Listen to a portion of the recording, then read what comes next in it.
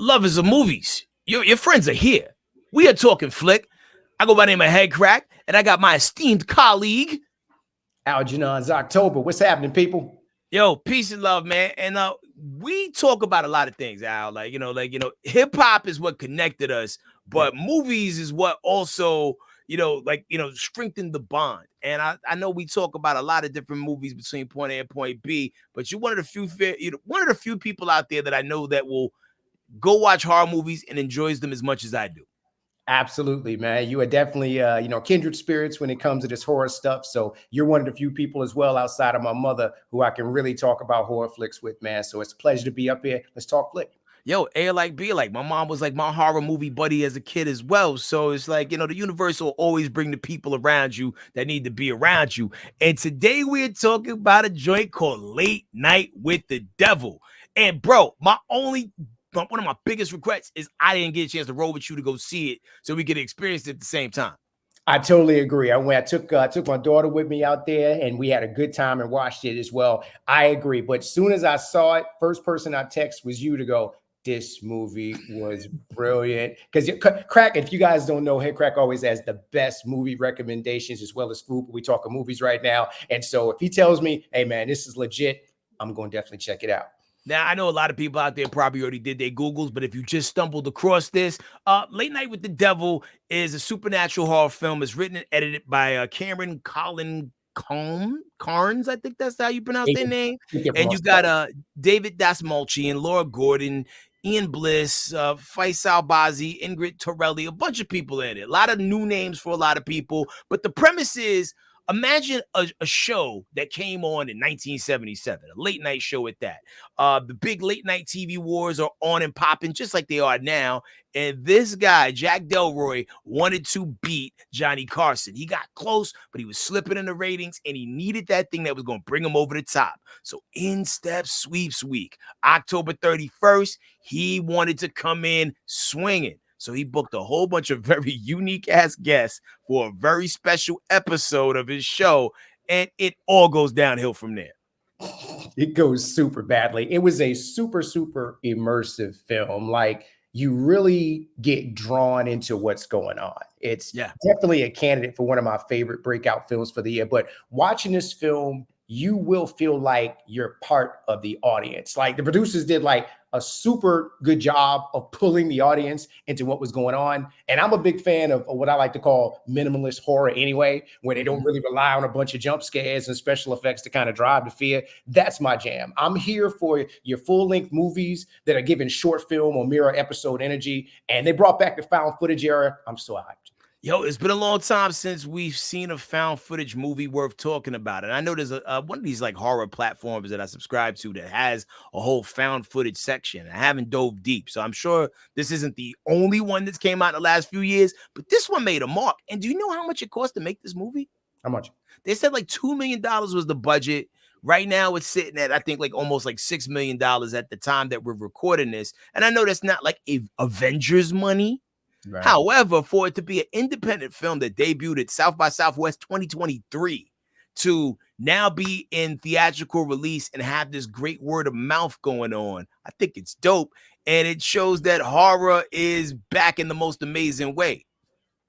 Totally agree. I totally agree. I love the found footage era. Of course, I'm a Blair Witch head. I'm a Paranormal Activity head. But for this film specifically, I think it was the concept and just the execution of the analog and the modern era that really was brilliant. Like, ever since Blair Witch, I've just been a big fan of this particular genre, and the way they made everything look and feel like it was in the 70s down to the commercials. Now, again, if you grew up in the 70s, you remember the commercials, you remember the whole, just smoking cigarettes everywhere and all of that. You just remember all the little images they used to put on there when it was a late night show, the music. They captured every single aspect of it. I just thought that shit was really impressive.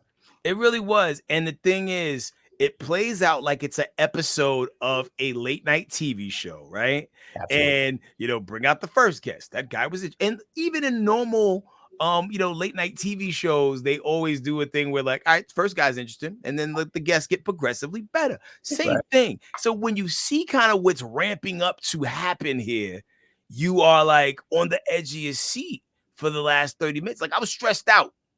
Yeah. I must admit, it kept me on the edge of my seat the entire time. Which that's when you know a movie's good, because you don't know what's going to happen. And to me, that's what made the film good. You didn't know, you knew kind of the premise or whatever, but you didn't know exactly where it was going to take you. Like it really reminded me of the M. Night film Devil, but in a Okay, the different. one in the elevator, right? Right, in the elevator, but in a different setting, of course, Okay. right? So you got a main character that's done something, in the past that's kind of led them to get into the crosshairs of some sort of demonic force, or the ultimate, big badass of demonic forces. And then there's this insidious presence that exists that'll eventually show itself at some point and reveal the reasons why it's here. And then the characters have to face the consequences of that overall and stuff. That's exactly where this movie kind of took it. And that's why I said I compared it a little bit to Devil in that thing, but they did it in a different platform and they did it like way better. Yeah, I always measure a movie based on how soon I want to see it again. Because sometimes, especially like when you're in that critic space where you get to see a lot of movies and you're always watching something, you watch something, it's on to the next one. Like I saw it on a Friday and I was trying to figure out how to see it before the weekend was over again. And it didn't quite work out. I'm just gonna wait till it goes to streaming in a couple of weeks. But I was excited about it. And the cool thing is, David Dismulchian is a dude who's been doing work for a long time. Long time. I think this is the first time I've ever heard his name publicly said.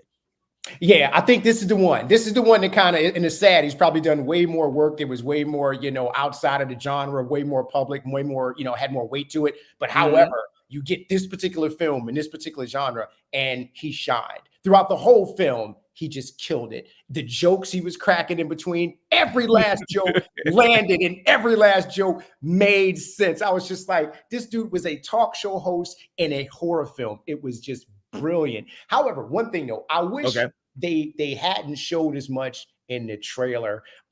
It doesn't take away from the project, but I do think it's best that you go into this experience blindly. Don't look at a trailer. Don't read the synopsis. Go into it and blindly ride the wave of suspense. To me, I think it would be much better. You got me all hyped up on it. Then I went and looked at the trailer, and I think you told me about it on Saturday. Sunday, that same night, that caught the 8 o'clock show. So I left you. No, I'm sorry. The next day. The next day. Okay. The next day, I caught the 8 o'clock show after I'd already went to a soccer game and went right. That's how focused I was. Did your son come with you? No, I took my daughter to the movies with me, whatever. But I went to a game with him. Finished all of that, rushed home, and went to the 8 o'clock show down the street. That's how excited I was for it. And then the first thing I said when I came out the theater was, "That was good." Yeah. And it's like, and then I've been trying to wrap my brain around. It's like, yo, can we get a sequel? Like, how would this work? Like, what happens next? And I love a movie that takes little splashes of real things and throws it in there. Because, okay, granted, like, yo, Johnny Carson is a real person. However, was my man the guy whose talk show is Jack? I had it all written down and it escaped me, right? Delroy, Jack Delroy. Jack Delroy was not a real person. However, the cult that he was associated with, the Grove, it's a thing. Where if you do your Googles, and I don't know if this will get the video muted, demonetized, or pushed to the side, but there's been talk for years about like the power of the people that show up to these things that happen at the Grove, and all of these high profile people that are out there, pulling up, and I've seen like little grainy footage of people who try to videotape it from a far off distance. So it makes that aspect of it more intriguing. And the crazy thing is, I think a lot of people that will watch this movie will have no idea that is a real thing. See, I did not know that till you just said that in terms of that as well. So now I'm going to look that up. See, that makes it even better because, as you said, it relates back to real life and real things as well. So that in itself just makes me want to see it even more again. I cannot wait until it comes out on streaming. Another thing I like too, sir, is I like what they did. They kind of took some cues a little bit from, I think I want to say Blair Witch 2, which wasn't my favorite of the two there. But what they did is, one of my favorite things that they did is when they tried to basically rewind the tape in the midst of what was going on Oh with it or yeah. whatever. Like, it's like one of the things where the film is when the characters are trying to analyze what happened. So they stop and ask the producers to rewind the videotape right there on set to see if what they saw, what they were experiencing was the same thing that was going on in real time. It was amazing because it was like an instant replay in the middle of a horror movie to do a reality check on a fictional TV show crew. Yeah. Brilliant. And there's so many other likable people in this movie, like some of the different characters, like Jack Delroy's co-host. Like, you only wanted the best for him. You I know what I know, mean? right? I was rooting for him. And then even, some of the people in the audience, I wanted to see what the musical performer was gonna do. And we're not spilling a lot of the movie, but it's you're gonna have characters, like, I think anytime people watch a horror movie, you pick a person that you're rooting for. Yeah. Whether you're rooting for that person to die, and I think everyone's gonna have a particular person that they're like, I cannot wait till his ass is up out of there. And then there's certain people that you hope the best for. You know what I mean? And we ain't trying to steer you in no particular way.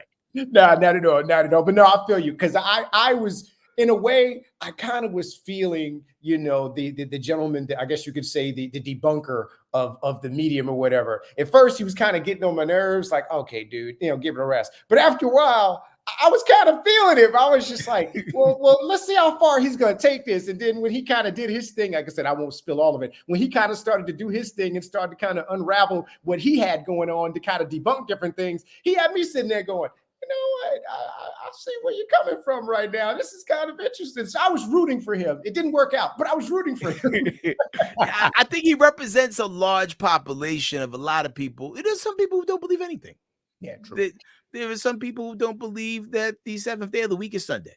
Yeah. Like, Yeah. no, it's the beginning of the week. Like, Oh, there's some people that don't believe that the sky is blue because of the, whatever the thing is that makes it blue. Some people it's because of the sun's reflecting off the water. Some people like it's all simulation. It's people adjusting. Like, there's so many things. Like, and so people are always wanting to not believe something, even if you've seen it with your own eyes. And I understand that because, especially like in this digital space that we're in right now, the world of AI, which actually is a big controversial thing associated with this movie. I don't know if you know about it.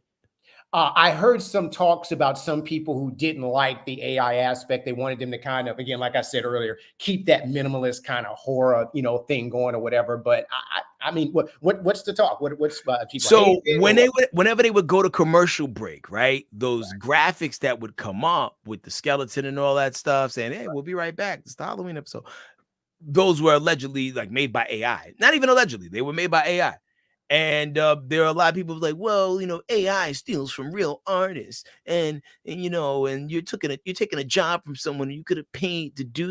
Here's the thing: when you're editing things with computers, and you're using digital effects, a lot of these things used to be practical jobs. There would be someone who would make certain things look a certain way so you don't have to do it in post. So AI is a part of our lives more than people really want to give it credit for. Before, you used to go to the library or down the hall to borrow your homie's encyclopedia. Now we're Googling things. Artificial intelligence is pulling that up for you. So people are going to use the technology that exists to get the jobs done that they're trying to get done. Before, you used to have to like hand draw lightning if you're doing something, in a digital editing space, not a digital space, but like in an editing space. Now you can put a lightning overlay effect on certain things. And I liken it all to the same. People are going to use the tools that are laying around. And maybe them cutting corners there puts them in a position maybe they could pay other people to do a different job. And maybe sometimes the graphic artist got to get better with prompts. Utilize the AI. I'm a graphic designer as well. And I use the hell out of AI to help me get things done quicker, but not steal, I don't just AI something and just use it. I add my own touch and flair to it. So you use it to get you to where you got to go. It's a tool. Yeah. And no, I totally agree. And to me, the AI didn't take away from the movie. in terms of that. I mean, you could sit back and nitpick it, but it's still, to me, the movie still read exactly as it was a 70s show. It still used mostly, again, practical effects. It wasn't a ton. So the AI, if anything, maybe spiced up a few things in terms of a few events in the movie. But to me, it didn't take away from the movie. It still was an amazing tale. It still was well executed, and the suspense was pretty much there the entire movie. The tension never let up all the way to the end, which the end is a bit creepy. And how about that girl? The young girl. What did they call it? They didn't call it possession. I think they called it spiritual. It was like a demon who is taking refuge inside of her body. Basically, a hotel stay. Pretty much. They didn't call it possession.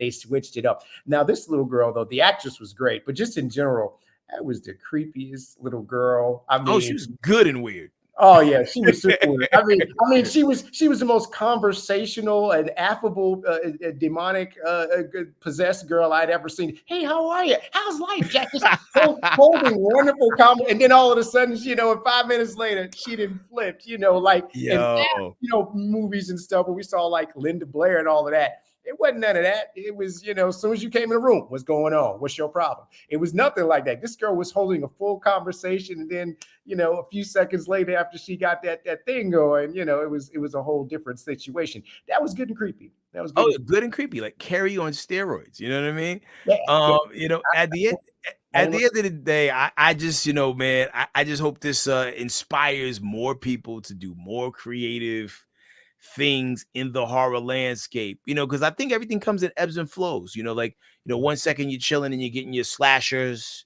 then you're getting your paranormal joints, and this falls, kind of in the middle of two in a weird way. Yeah. But man, like, I just love seeing things that I haven't seen before, and I can't say that this movie reminds me of any other movie, beat for beat.